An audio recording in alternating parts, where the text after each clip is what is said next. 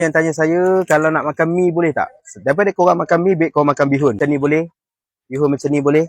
Ini laksa. Laksa beras. Laksa beras tak ada masalah sangat. Okey. Yang berasaskan beras ataupun yang berasaskan karbo tak ada masalah. Ni karbo je rendah sikit lah. Alright. Macam ni boleh. Ni kan biasa orang buat apa tu, Vietnam roll. Boleh, tak ada masalah. Ni boleh. Mi macam ni boleh ke cikgu? Saya tak galakkan untuk makan mi yang macam gini. Tapi mi ni boleh. Yang ni mi ubi keledek. Boleh juga macam ni. Tapi tak galakkan sangat lah. Lebih better you makan bihun pun boleh, tak ada masalah. Alright. Instant noodle macam ni, janganlah. Sebab ini mi segera, dia proses.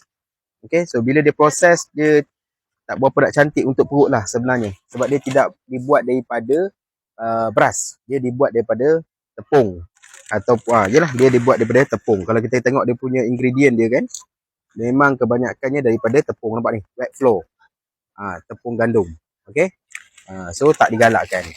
Jadi kalau nak makan, makan je lah bihun macam gini Bihun ni Bihun ni pun boleh, tak ada masalah. Ni boleh makan, buat bihun sup, bihun goreng, buat bihun Singapura, boleh, tak ada masalah. Sebab dia berasaskan beras. So kalau nak makan produk-produk ataupun bahan yang berasaskan beras boleh. Jangan makan yang berasaskan tepung.